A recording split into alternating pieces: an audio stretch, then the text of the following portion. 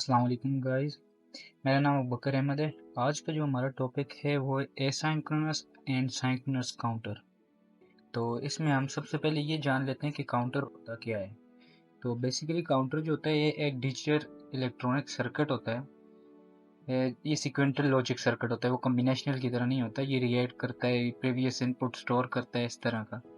तो इसमें बहुत सारी इसके करेक्टरिस्टिक्स होती हैं, जैसे ये नंबर काउंट करता है, अप डाउन काउंटर होता है, एसिंक्रोनस और सिंक्रोनस ऑपरेशन होते हैं, फ्री रनिंग और सेल्फ स्टॉपिंग, ये इसके ऑपरेशन और करेक्टरिस्टिक्स हैं। तो काउंटर्स बेसिकली हमें पता भी है कि वो काउंट कर रहा होता है, 0 1 स्टोर भी कर रहा होता है, काउंट भी कर रहा होता है। वो अभी हम सबसे पहले एसिंक्रोनस रिपल काउंटर की तरफ आते हैं। एसिंक्रोनस रिपल काउंटर जो होता है उसे रिपल काउंटर इसलिए कहा जाता है क्योंकि इसकी इनपुट जो क्लॉक पल्स होती है सबसे पहले जो है ना फर्स्ट फ्लिप फ्लॉप की में एंटर होती है, फिर वहाँ उसी फ्लिप फ्लॉप से वो दूसरी फ्लिप फ्लॉप में एंटर होती है, मतलब सीरीज में एंटर हो रही होती है। और इस ये एकदम सेकंड फ्लिप फ्लॉप में नहीं जा सकती, जिसकी वजह से प्रोपोगेशन डिले आ जाता है, जिसकी वजह से ये प्रोपोगेशन डिले 1 बिट का मतलब 1 टाइम साइकिल का होता है।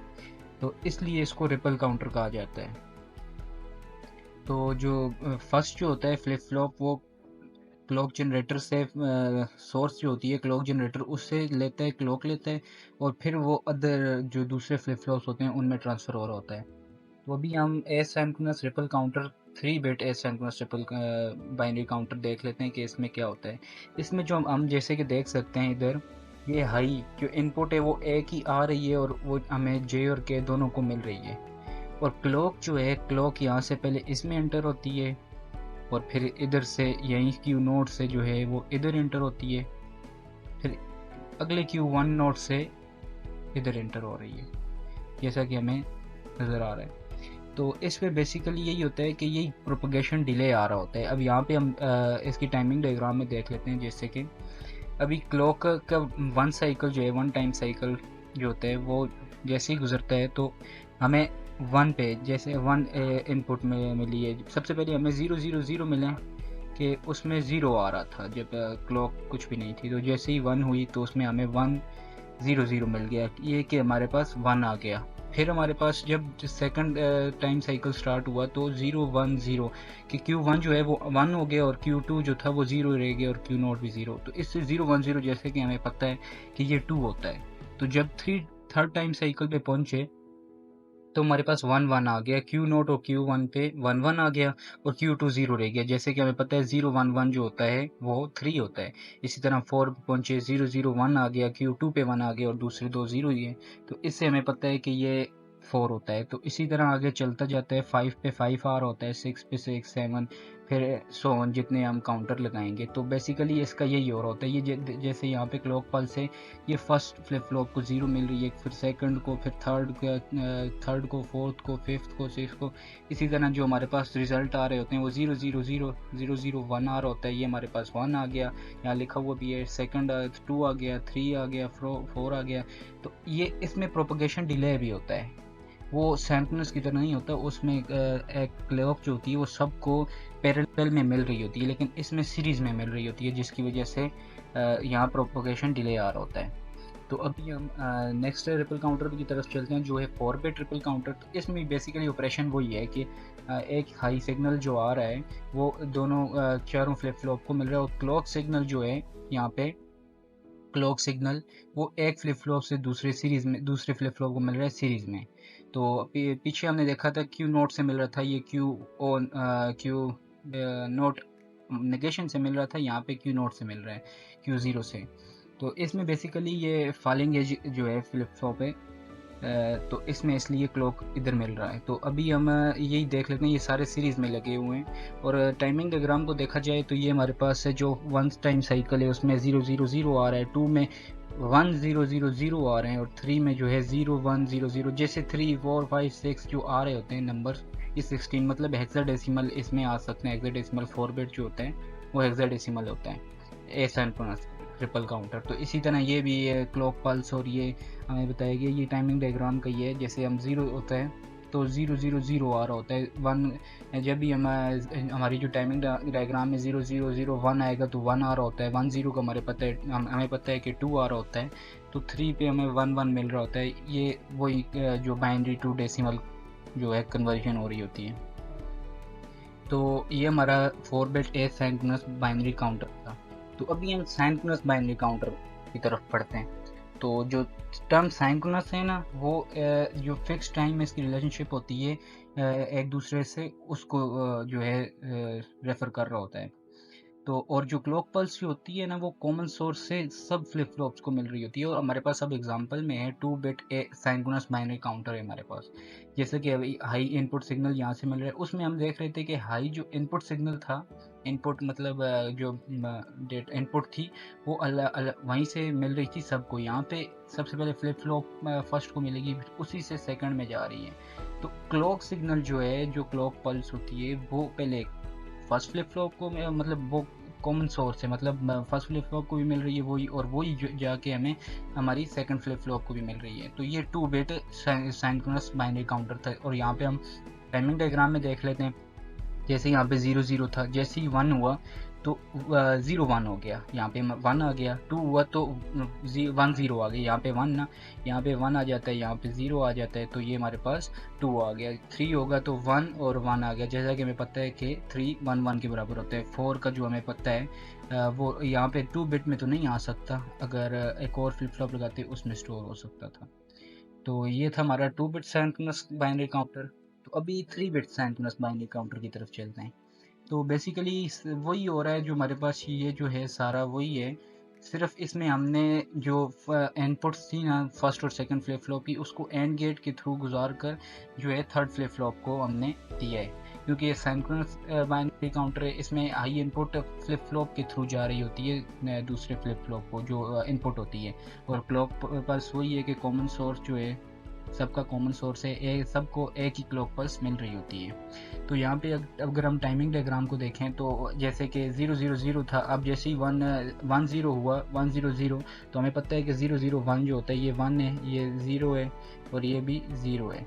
तो यहाँ पे हमें पता है कि हमारे पास 1 आएगा। ये 0 आ गया, ये 1 आ गया और ये 0 आ गया।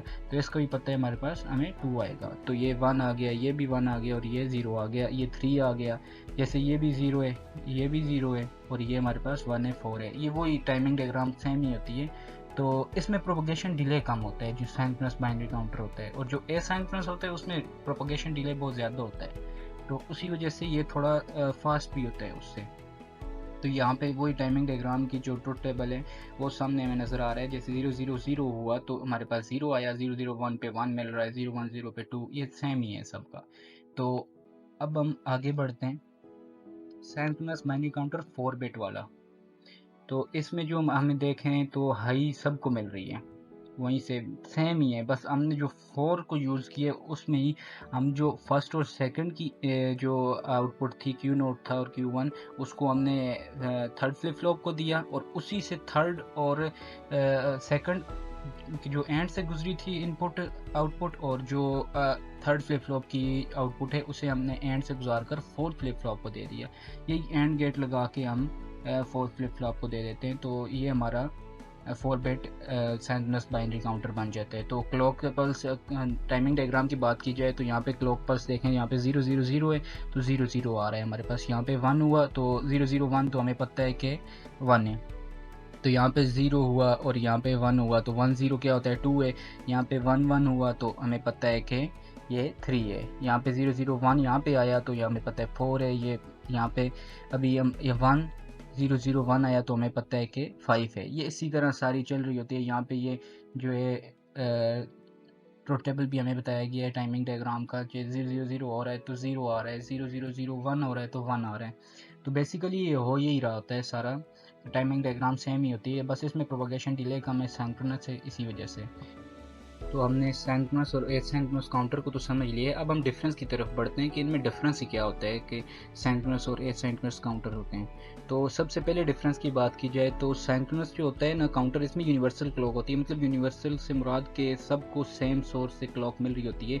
और जबकि एसिंक्रोनस में जो है जो है पहले फ्लिप फ्लॉप को मिलेगी, फिर उसी से सेकंड फ्लिप फ्लॉप को, फिर थर्ड, इसी तरह rest of the flip flop इसी तरह क्लॉक ले रहे होते हैं। और जब दूसरे पॉइंट की तरफ पढ़ें तो सिंक्रोनस काउंटर जो होते हैं वो फास्टर भी होते हैं ऑपरेशन में, क्योंकि प्रोपगेशन डिले भी कम होता है, इस वजह से वो एसिंक्रोनस काउंटर से फास्टर होते हैं, और एसिंक्रोनस काउंटर जो है वो स्लोअर होता है as compare to synchronous counter. तो सिंक्रोनस काउंटर की बात की जाए थर्ड पॉइंट की, तो वो डिकोडिंग एरर्स नहीं दे रहा होता, और एसिंक्रोनस जो होता है वो उसमें एरर्स आ रहे होते हैं, डिकोडिंग एरर्स, प्रोपगेशन डिले भी होता है। और एसिंक्रोनस काउंटर जो होते हैं वो पैरेलल काउंटर कहलाते हैं, मतलब उन्हें पैरेलल भी कहा जाता है क्योंकि उनको सेम सोर्स से क्लॉक मिल रही होती है। और एसिंक्रोनस काउंटर जो होते हैं वो उनको सीरियल काउंटर भी कहा जाता है, क्योंकि वो 1 फिर सेकंड फिर थर्ड इस तरह फ्लिप फ्लॉप में सोर्स को क्लॉक पल्स जा रही होती है। फिफ्थ पॉइंट की तरफ पढ़ें तो सिंक्रोनस काउंटर जो होती है उसकी डिज़ाइनिंग ना थोड़ी कॉम्प्लेक्स होती है, क्योंकि हम आगे जो जब जैसे फ्लिप फ्लॉप बढ़ते जा रहे होते हैं तो उसकी स्टेट्स भी ज़्यादा होती जा रही होती हैं, तो उसको थोड़ा मुश्किल हो जाता है। जबकि हम एसिंक्रोनस काउंटर की बात करें तो उसकी इम्प्लीमेंटेशन और डिज़ाइनिंग बहुत ईजी है। और अभी हम सिक्स पॉइंट की तरफ पढ़ें तो सिंक्रोनस काउंटर जो होता है वो किसी भी काउंट सीक्वेंस में परफॉर्म कर सकते हैं, ऑपरेट कर सकते हैं, जबकि एसिंक्रोनस काउंटर जो होता है वो फिक्स काउंट सीक्वेंस जो होता है उसी में ऑपरेट कर रहा होता है। अप टू डाउन काउंटर जो होते हैं उनमें जो होता है। सिंक्रोनस काउंटर जो होता है, एग्जांपल उसकी बात करें, रिंग काउंटर, जॉनसन काउंटर, ये इसकी सिंक्रोनस काउंटर की जो है एग्जांपल्स हैं। और एसिंक्रोनस काउंटर जो है उसकी रिपल है, up counter, ripple down counter, ripple up counter और रिपल डाउन काउंटर, ये इसकी एसिंक्रोनस काउंटर की एग्जांपल हैं। तो आखिरी पॉइंट की बात करें तो इन सिंक्रोनस काउंटर जो होता है उसमें प्रोपगेशन, जैसे कि हमने पहले भी बात हुई है कि प्रोपगेशन डिले जो होता है उसमें कम होता है, और एसिंक्रोनस काउंटर जो होता है उसमें प्रोपगेशन डिले ज़्यादा होता है। तो ये था हमारा जो है स्लाइड थी, आज के जो हमारे टॉपिक्स थे वो हमने यहाँ पे पढ़ लिए। अब हम जो है सिमुलेशन की तरफ बढ़ते हैं कि ये काम वर्क कैसे कर रहा होता है, इसको भी देख लेते हैं। तो चलिए वहाँ चलते हैं। अभी ये जो हमने अब सिमुलेशन देख रहे हैं ये 3 बिट एसिंक्रोनस जो है ट्रिपल काउंटर है। तो इसको हम स्टार्ट कर लेते हैं पहले सिमुलेशन को। जैसा कि अभी हमारे पास 0 है तो अभी कुछ नहीं आ रहा, हमें 1 करते हैं। 1 किए तो ये काउंटिंग स्टार्ट हो गई, तो इसमें ये 1 2 3 4 सब स्टार्ट हो गई, और ये हमारे पास आउटपुट भी शो हो रहा है, आउटपुट भी इधर हमारे पास शो हो रहा है। और ये 7 सेगमेंट था, अभी ये आउटपुट हमें शो हो रहा है। तो इससे हमारा ये है कि 3 बिट जो रिपल काउंटर होता है ये 7 तक काउंट कर सकते हैं, मतलब ऑक्टल जो है ऑक्टल नंबर काउंट कर सकते हैं। तो क्लॉक पल्स भी इसे मिल रही है, यहीं से फिर अगले को मिल रही है क्लॉक पल्स, क्योंकि ये इसकी वजह से प्रोपगेशन डिले भी आता है, इसकी क्लॉक पल्स की सोर्स एक नहीं होती। तो अभी हम 4 बिट एसिंक्रोनस ट्रिपल काउंटर को देख लेते हैं, जैसा कि अभी ये है। तो अभी हम इसको सिमुलेशन को रन करते हैं, तो इसमें हम अभी 0 है 1 कर देते हैं। 1 करेंगे जैसे ही तो काउंटिंग स्टार्ट हो जाएगी। तो ये ऊपर आउटपुट भी इधर 7 सेगमेंट में और आउटपुट भी इधर शो हो रही है। तो ये जो 7 सेगमेंट हमने यूज़ किया ये एक ही यूज़ किया, जिसकी वजह से 9 से आगे तो यहाँ शो नहीं होगी, लेकिन ये आउटपुट जो है उसमें हमें सब कुछ शो हो जाएगा। तो 7 सेगमेंट में तो 9 से आगे नहीं शो हो रही ना, तो ये सारी शो हो रही है, जैसे 1 1 1 अब हो गया 15 तक जाएगी, ये 0 से 15 तक। तो ये हमारी आउटपुट है, ये 4 बिट ट्रिपल एसिंक्रोनस काउंटर ऐसे काम कर रहा होता है। तो अभी हमारे पास 2 बिट सिंक्रोनस काउंटर है, वो एसिंक्रोनस था, अभी सिंक्रोनस काउंटर स्टार्ट हो गए। तो इसमें हमने जो है अभी सिमुलेशन स्टार्ट करते हैं। पहले तो 0 है, इसे हम 1 करते हैं जैसे ही तो काउंटिंग स्टार्ट हो जाएगी, जैसे अभी 0 1 हो गया, 1 0, अब 1 1 हो गया। तो ये सिंक्रोनस काउंटर इसी तरह काम करते हैं। इसमें ये जो क्लॉक होती है मेन चीज़, वो के सोर्स अलग अलग होती है, मतलब अलग अलग के एक ही सोर्स सबको मिल रही होती है, ये नहीं कि एक फ्लिप फ्लॉप से दूसरे को मिल रही होती है। तो इसमें बेसिकली यही हो रहा होता है। अभी हमारे पास 3 बिट सिंक्रोनस काउंटर आ गया, तो इसमें अभी हम सिमुलेशन को रन करके देखते हैं। जैसा कि अभी 1 है तो सिमुलेशन स्टार्ट हो गई है, अभी हमें जैसा कि नज़र आ रही है वहाँ पे 7 सेगमेंट में भी और आउटपुट में भी शो हो रहा है कि 3 बिट चल रहे हैं। तो अभी हम ये देख लें कि थ्री जो हैं जेके फ्लिप फ्लॉप्स हमने यूज़ किए हैं, तो एंड गेट लगा के फर्स्ट फ्लिप फ्लॉप और सेकंड फ्लिप फ्लॉप को एंड गेट से उसकी आउटपुट थर्ड फ्लिप फ्लॉप को हमने दी है। तो इस तरह आउटपुट भी हमारे पास आ गई। तो ये हमारे पास 3 बिट सिंक्रोनस काउंटर है, ये हमारे पास ऑक्टल नंबर मतलब 7 तक काउंट कर सकता है। तो अभी हमारे पास यहाँ पे 4 बिट सिंक्रोनस काउंटर आ गया है, 3 बिट सिंक्रोनस काउंटर किया था। तो अभी हम सिमुलेशन रन करते हैं। तो 1 है तो सिमुलेशन स्टार्ट हो गई। अभी ऊपर 1 0 शो हो रहे हैं, 1 1 हो गया, अब 1 0 0 हो गया। तो ये काउंटिंग स्टार्ट हो गई है। ये 0 to 15 तक जाएगी। जैसे ये 4 बिट एसिंक्रोनस काउंटर था और ये भी उसी तरह काम करेगा। इसके भी आउटपुट वही सेम होगी, लेकिन ये कि इसकी जो क्लॉक पल्स है, सोर्स है, वो अलग अलग है, तो प्रोपगेशन डिले भी कम होगा और आउटपुट हमें अभी नज़र आ रही है। तो हमने 2 एंड गेट्स यूज़ किए। ये सेकंड एंड गेट जो फर्स्ट एंड गेट था उसकी इनपुट उठाई और एक थर्ड फ्लिप फ्लॉप की उठा के सेकंड एंड गेट से गुजार के हमने उसकी आउटपुट को फोर्थ फ्लिप फ्लॉप को दे दिया जेके। तो उसकी जो आउटपुट थी उसको हमने शो कर दिया ऊपर। तो अभी हमें आउटपुट वो शो हो रही है। तो हमने आज के इस लेक्चर में एसिंक्रोनस और सिंक्रोनस काउंटर को समझ लिया है और सिमुलेशन भी देख के हम समझें कि ये कैसे वर्क कर रहा होता है। तो आज की वीडियो इतनी तक थी, तो देखने का बहुत बहुत शुक्रिया। Okay bye.